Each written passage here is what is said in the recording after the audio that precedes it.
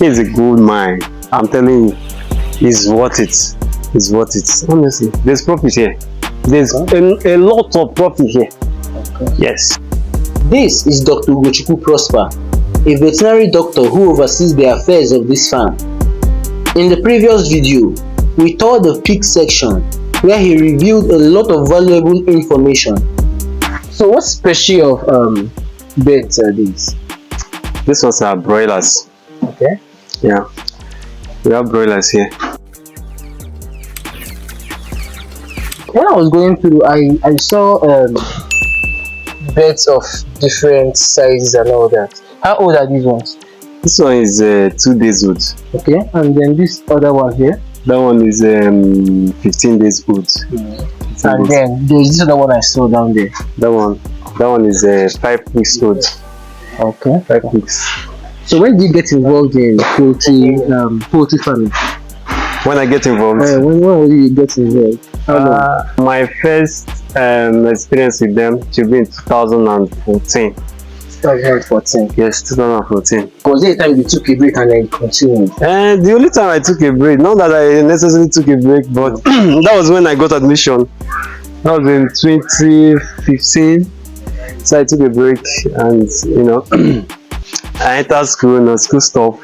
Then I was in school from that 2015 to 2020 when the coronavirus now came. So I went back home during the lockdown. And I got myself involved in a poultry farm, poultry, fish and pig farm. Okay. So I continued there and I gained more experience there. Yeah. So as someone that has been into this poultry line and all that, how has the journey been? The journey has been let's say a smooth one, but there's one thing with life. Once you are doing something that you love doing, even though there are challenges there, you will not even see it as a challenge. Yes, it has been a smooth one. I enjoy every moment of it. Yeah. So all the birds you have here currently, were they started as day old or are there some you got at a month old? No, I got them day olds from the hatchery.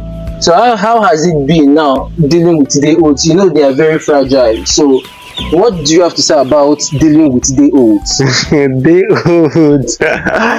Yes, they are very fragile. One thing with them is that once you get your day olds, there's a popular belief that they need heat. Okay, they need heat. Let's just believe that they need heat actually. So you just provide heat source. To a limited extent. You must adopt my own methods. I don't really believe in day olds. They need more heat. Then you give them water. Just give them the right drug.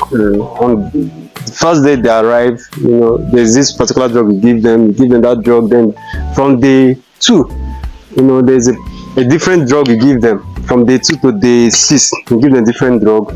Then from day 9, that is when you start thinking of vaccinating them. Okay. In fact, if you just take the procedures, rightly, you're not going to have issues with them. As long as you give them, you pay full attention to them, you're not going to have issues. Okay. So they are not hatched, like they are got and they are both purchased as they old, like not many people hatch them here, right? No, we don't hatch them here. Okay. We buy it from hatcheries. We have many hatcheries in Nigeria, so we get from one of the hatcheries in Nigeria. Yeah. Between going for day old and then going for month old, which one is more advisable? If you don't know how to brood, you go and buy the brooded one, and brooding can stop after 2 weeks. You stop brooding. So if you don't know how to brood, if you cannot actually cannot actually withstand the challenges that comes with the challenges that come with brooding, you go for the brooded one. That is after 2 weeks you can buy that one. But I prefer buying it day old. My reason is because from that day old, I'll be the one that will be in charge. I know the kind of drugs I give. Then I will make sure that, or I will just know that yes, I've given them the right vaccines. But if I'm buying 2 weeks old birds, the person can tell me that okay, I've given the vaccine against Gumboro or against Newcastle. you know, and these vaccines can be very expensive.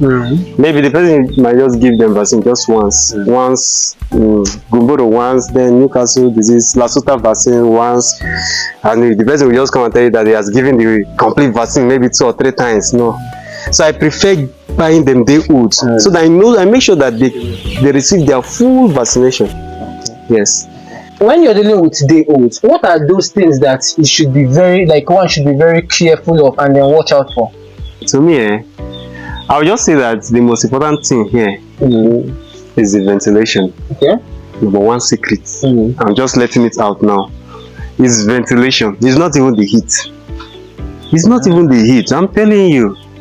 Number one is ventilation. Is that room well ventilated? If it's not well ventilated, if you enter there, you will know.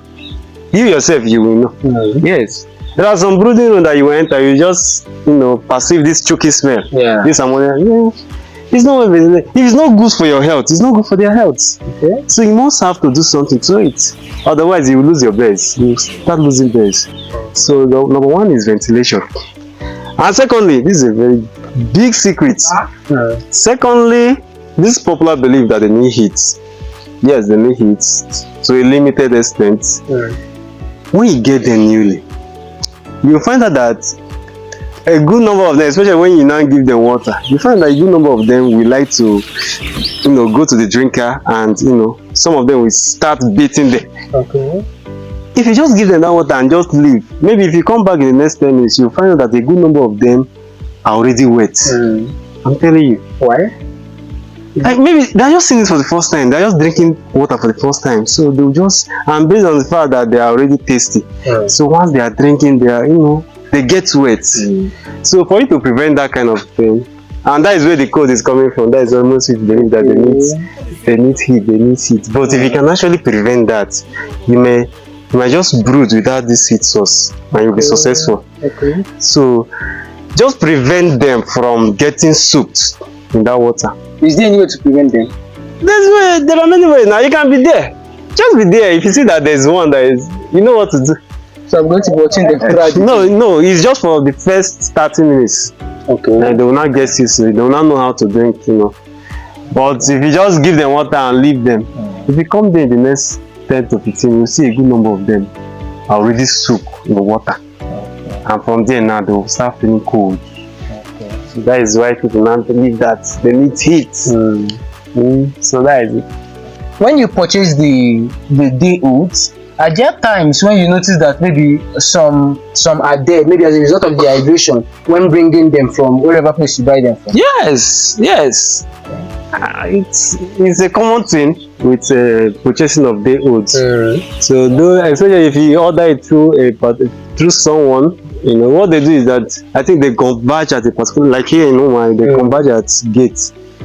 There's one place they converge. So when they go there, they do a lot of sorting. In fact, if you go there on Tuesday and on Friday, you see a good number of birds dead. So what they do is that if you request for 2 cartons, which is 100, they will just count 100 and give you. If you are unfortunate, you can still bring your birds and open the carton, you will see 1 or 2 dead. Or a good number of them might be weak.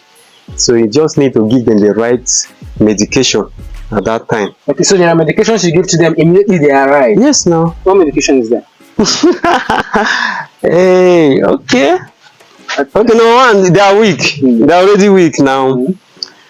So normally if we are weak, we know what to do now. You take foods that contains glucose, is it not? So there's glucose for birds.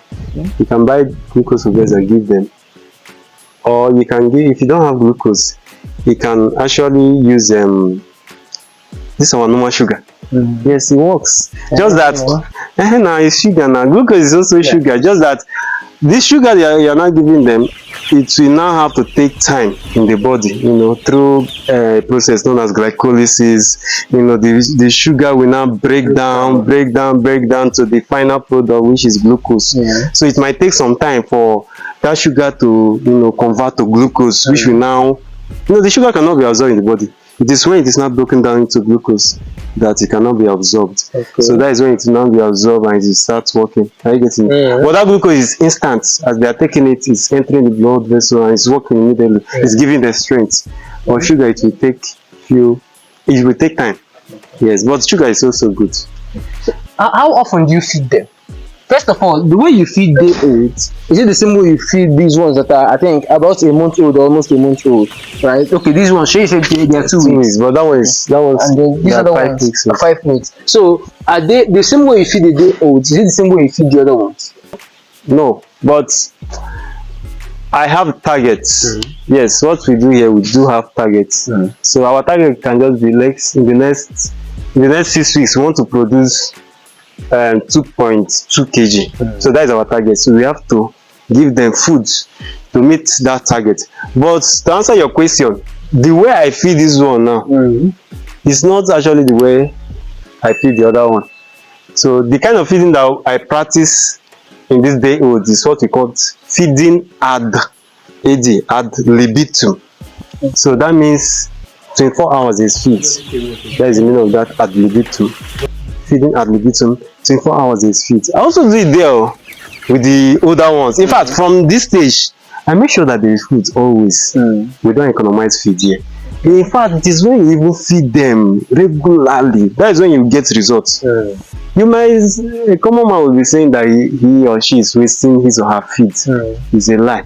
It is when you now start economizing, that is when you will be wasting more money, as in your cost of production will be high. But just give them food. We are not wasting money. You will see a good result. Yes. Okay. So what are the common practices to be observed when dealing with broilers, be it day old or something? The health practices, right? Okay.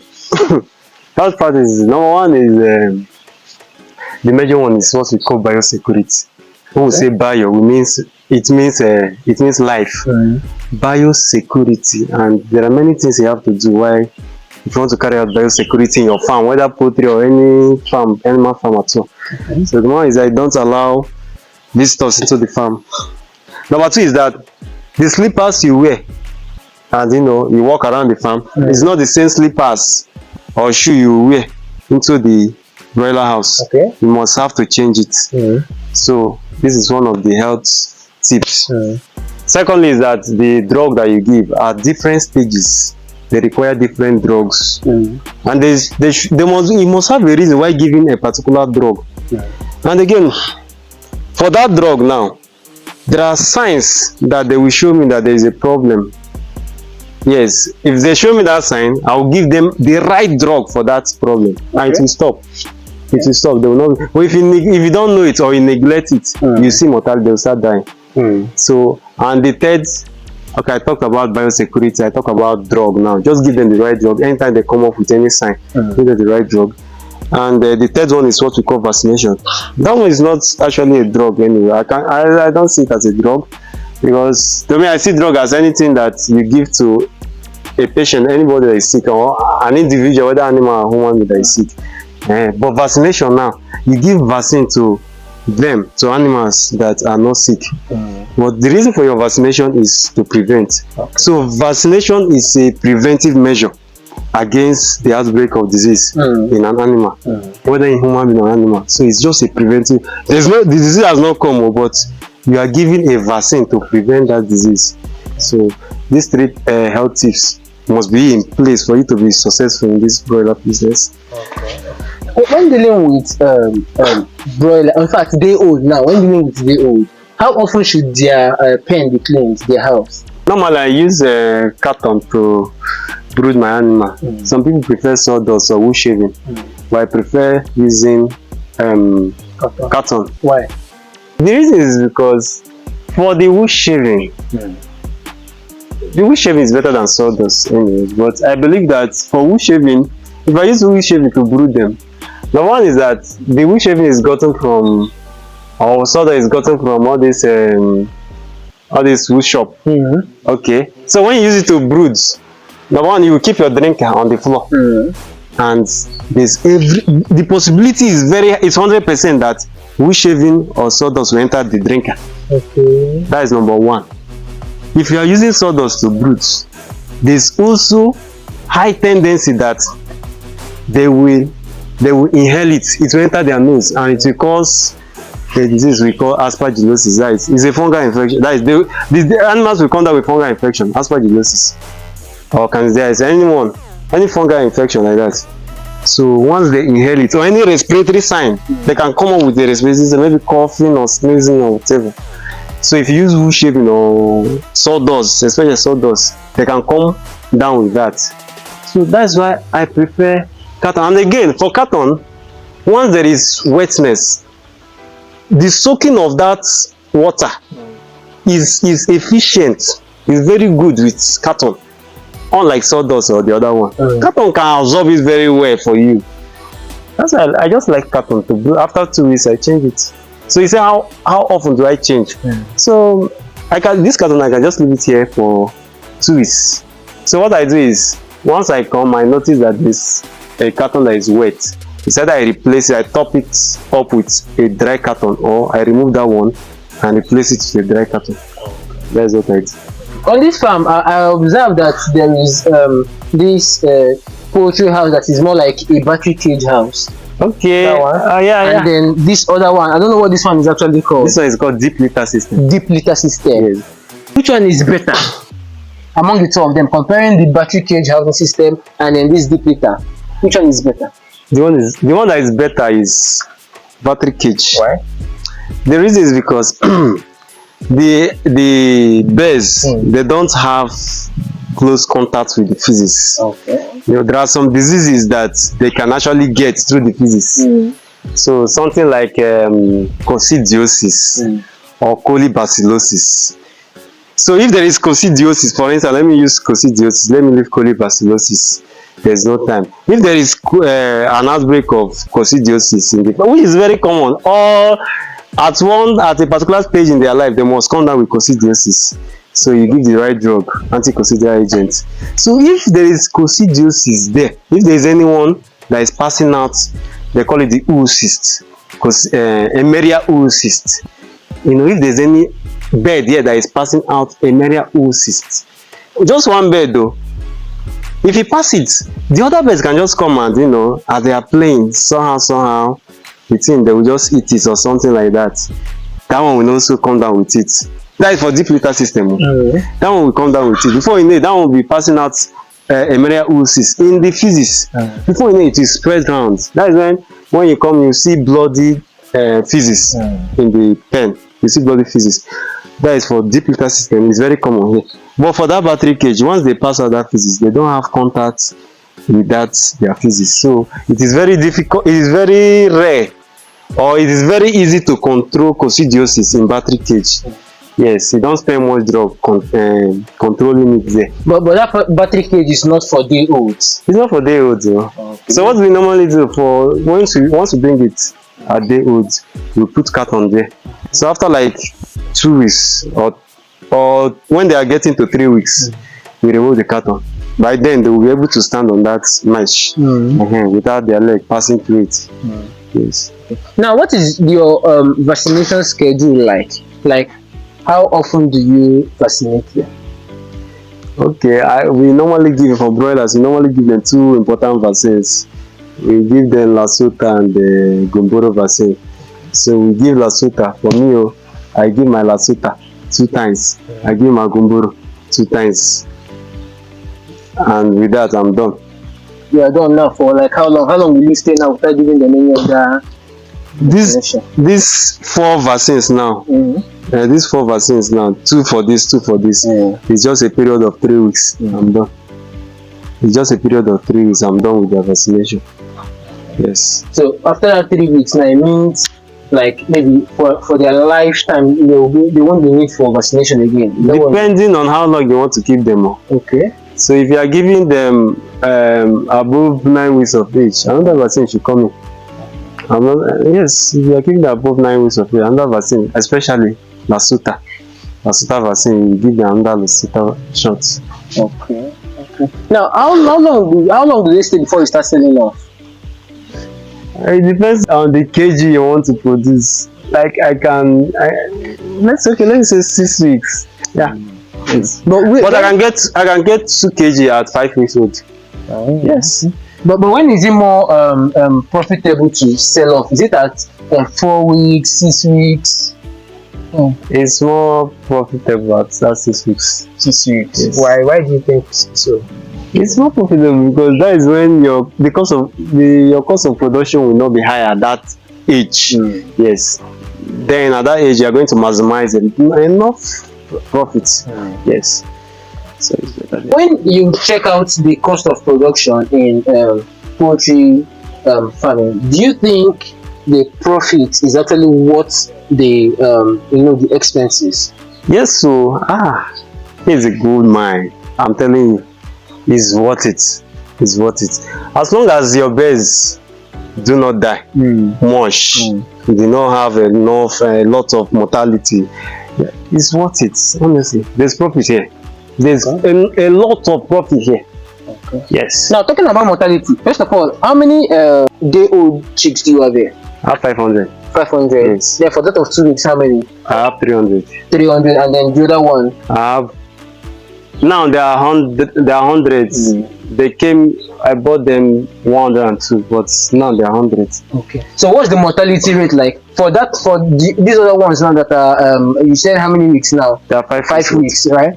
From what you said now, 2, you've lost 2. I lost 2. Now what is the mortality rate like? How many can you lose in maybe a week or 2 weeks? The number I can lose, you can't actually pinpoint that. You can't actually just. But what is the rate like? What is the rate like? Is it rapid or? In how many weeks? Let's say, okay, let's put it as 1 month. At 1 month. 1 month. Yes, using this other one now. This other one as an.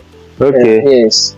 Okay. If I give them full attention, let's say we have 300 birds now. I give them full attention for 1 month. I should not be able to lose more than 3. Yes, if I give them full attention, I should not be able to lose more than 3. Yes. So what are the things now somebody needs to be careful of when it comes to dealing with poultry birds? Biosecurity. Biosecurity. Very important. It's very important. That is the number 1 rule. That is the number 1 rule of thumb. Biosecurity.